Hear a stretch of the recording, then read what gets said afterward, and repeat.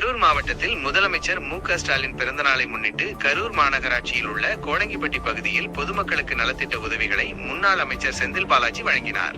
தொடர்ந்து செய்தியாளர்களிடம் பேசிய அவர், முதல்வர் பிறந்த நாளையொட்டி கரூர் சட்டமன்ற தொகுதியில் உள்ள 4 சட்டமன்ற தொகுதிகளிலும் சேர்த்து 3,30,000 குடும்பங்களுக்கு நலத்திட்ட உதவிகள் வழங்கப்பட்டு வருகிறது என்றார். திமுக தொடர்ந்து 2வது முறையாக வெற்றி பெறுவது என்பது வரலாற்றில் இல்லை என விஜய் கூறியுள்ளாரே என்ற கேள்விக்கு, மக்களை நேரில் சென்று பார்ப்பவர்களை பற்றி கேள்வி கேளுங்கள்.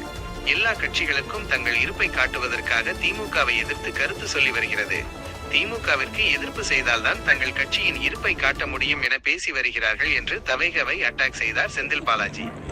மாண்புமிகு தளபதியுடைய 73வது பிறந்த நாளை முன்னிட்டு கரூர், அரவக்குறிச்சி, கிருஷ்ணராயபுரம், குளித்தலை ஆகிய 4 சட்டமன்ற தொகுதிகளுக்கு உட்பட்ட கரூர் மாவட்டத்திற்கு உட்பட்ட 3,30,000 குடும்பங்களுக்கு நலத்திட்டங்கள் வழங்கக்கூடிய ஒரு மகத்தான பணியை இன்று தொடங்கியிருக்கின்றன.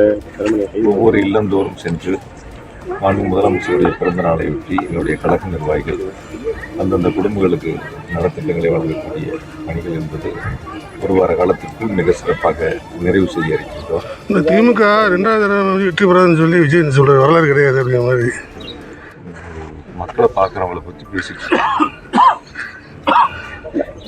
கட்சி நடிகர் தொடர்ந்து திமுகவை தொடர்ந்து தாக்கிட்டு இருக்காரு.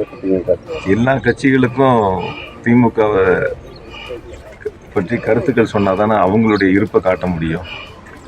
பிஜேபியாக இருக்கட்டும், அதிமுகவாக இருக்கட்டும், அல்ல புதிய கட்சிகளாக இருக்கட்டும், அவங்கெல்லாம் திமுகவை பற்றி கருத்துக்கள் சொன்னால்தான் தங்களுடைய கட்சி இருப்பதைப் போல மக்கள் மனதில் எடுத்து செல்ல முடியும் என்பதில் அவர்கள் அதற்கான கருத்துக்களை முன்வைக்கின்றார்கள். எங்களை பொறுத்தவரை யார் எந்த கருத்துக்களை சொல்கிறார்கள் என்பது எங்களுக்கு முக்கியமல்ல. நாங்கள் மக்களோடு மக்களாக முதலமைச்சருடைய திட்டங்களை கொண்டு சென்று சேர்க்கின்றோம்.